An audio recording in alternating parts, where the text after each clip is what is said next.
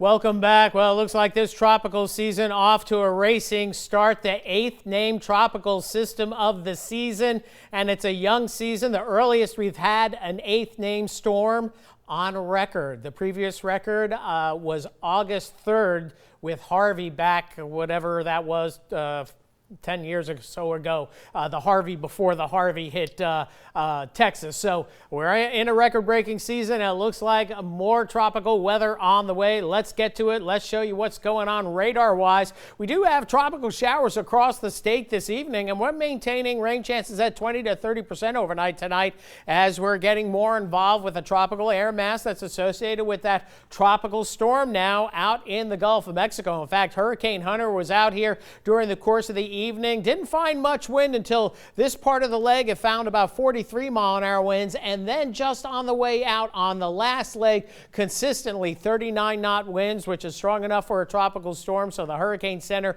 waited on that last 5-minute run of that C-130 and finally upgraded this to a tropical storm Hannah. More on Hannah in just a bit. Elsewhere in the tropics, it's getting busy as well. A very strong tropical wave coming off the African coast. National Hurricane Center starting to recognize this today. They started with a 20% chance of developing, now 30% as we go into early next week, and this is going to be another one we're going to be tracking for the next week, 10 days, maybe 14 days. Meanwhile, farther to the west, we have Tropical Storm Gonzalo here with 60-mile-an-hour winds. Very small storm, still expected to reach hurricane status and threaten the eastern Caribbean, the Windward Islands, the lower Windward Islands, perhaps Barbados, in around Saturday. So we'll watch that, but then it's expected to die or dissipate, we think, in the Caribbean Sea. We'll wait and see on that. But meanwhile, on the front burner, we have this thing just south of Louisiana, and it's a tropical storm. Notice the rain bands right here. This is what we'll be watching, see if any of this action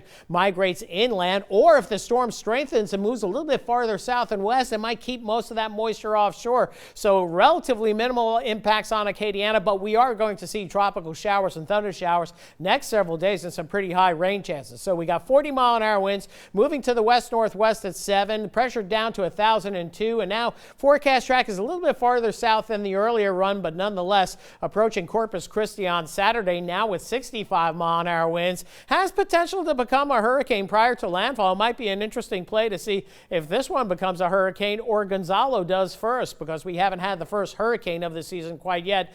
Tropical storm warnings extended all the way down to near Brownsville, Texas with this one. So as we take a look at the NAM model and put it in motion, we see our storm generally moving to the west-northwest. We'll see some tropical showers and thunder showers in Louisiana. I got pretty high rain chances, but we might see some sunshine and then some brief tropical rains. And all you have to do is hit rain and wet the ground, and then we've hit 100% on your rain chance. That's why we're going 70 to 80% tomorrow. Notice where that is down by Corpus, looking pretty good as it moves inland going into Saturday afternoon. So rainfall, the heaviest of which is going to be down toward Texas. That's where the threat of flooding reigns, 3 to 5 inches, isolated up to 10. Meanwhile, locally here, a tough call. Latest model run showing some showers in the area, a quarter inch, maybe an inch in some spots tomorrow, and then we'll add to that going into Saturday and add a little bit more to that into Sunday. But right now, not expecting any flooding here in Acadiana. Better risk of that maybe over eastern Louisiana, at least over the next 48 hours. We'll just keep an eye on the situation,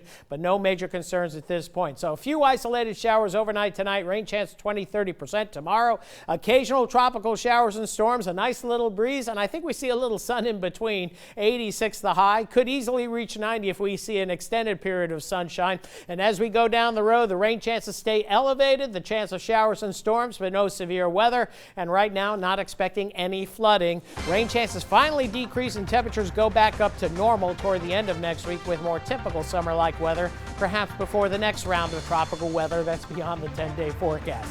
That's it for weather for right now. We'll be right back right after this.